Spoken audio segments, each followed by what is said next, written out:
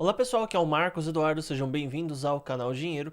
E o segundo link que estará na descrição será referente à Binance. Essa aqui é uma das maiores corretoras de criptomoedas do mundo. E usando o meu link para se cadastrar, você terá um total de 15% de desconto em todas as taxas de trade. Então você que opera, usa grupos de sinais, robôs de operações, aproveita essa oportunidade e abre uma conta através do meu link, caso não tenha conta lá ainda. Vitalik Buterin, que é um dos principais, pelo menos um dos mais conhecidos fundadores do Ethereum, ele publicou um artigo recentemente que discute especificamente até onde é possível forçar a escalabilidade da blockchain do Dogecoin sem que ela perca a principal característica que faz que uma criptomoeda seja efetivamente criptomoeda, que é a descentralização. Bom, essa publicação dele questiona diretamente o que o Elon Musk disse que a Dogecoin precisa, especificamente o que ela precisa fazer para se tornar uma rede dominante, passar à frente do Bitcoin e tudo mais.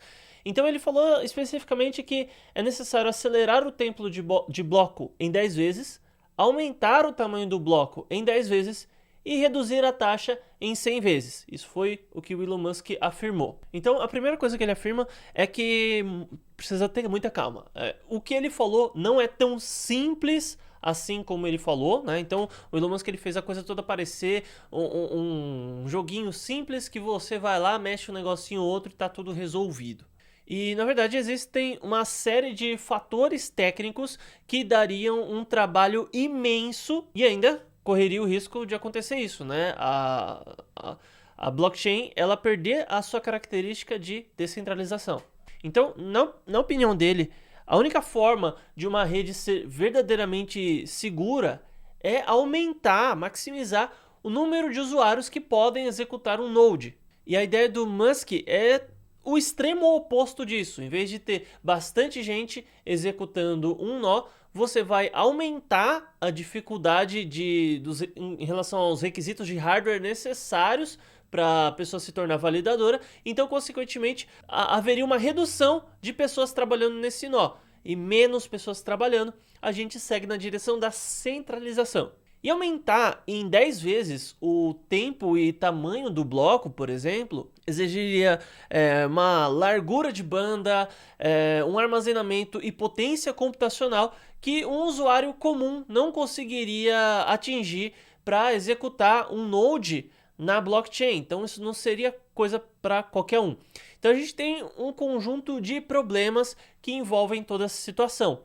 Não só não é qualquer pessoa que teria o aparato técnico ideal para executar essa ideia do Elon Musk, então a gente de fato teria menos pessoas, como também estamos passando por um período em que os hardwares estão extremamente caros. Gente, eu já fiz aqui vários e vários vídeos, tanto no canal Dinheiro quanto no canal Marcos Eduardo, falando a respeito do problema do preço das placas de vídeo, o preço dos componentes eletrônicos, e isso oriunda de diversos motivos. Um deles é que tem muita gente comprando placas de vídeo e equipamentos eletrônicos para realizar mineração. Temos um fator. O segundo, as decisões que os governos tomaram frente à pandemia também fez acontecer uma redução em qualidade logística e entrega das empresas. Consequentemente, o fornecedor ele tem problemas na hora de fazer entrega, a montadora, chamemos assim, eu acho que não é nem esse o nome correto, mas a empresa que monta, que faz as placas, também tem dificuldade até a loja, e pode acontecer ainda da loja ter dificuldade para o equipamento chegar nas pessoas. Então, essa dificuldade faz o processo encarecer. Então, você tem aí um problema logístico de aumento de preço em relação a essa área e redução nos prazos, o que atrasa a cadeia toda. Consequentemente, a loja vai repassar um preço maior. Ainda, a gente tem mais pessoas ainda comprando, então o preço também sobe. E a gente tem a questão da falta de silício, que é um componente para o desenvolvimento das peças. Então, assim, é um conjunto de situações que estamos passando nesse exato momento que veremos reflexos, no mínimo, até 2022, 2023. A gente não sabe se depois dessa data as coisas vão melhorar, mas a própria Nvidia falou que, assim, antes de 2022 acabar, é certeza que a gente ainda vai estar em crise.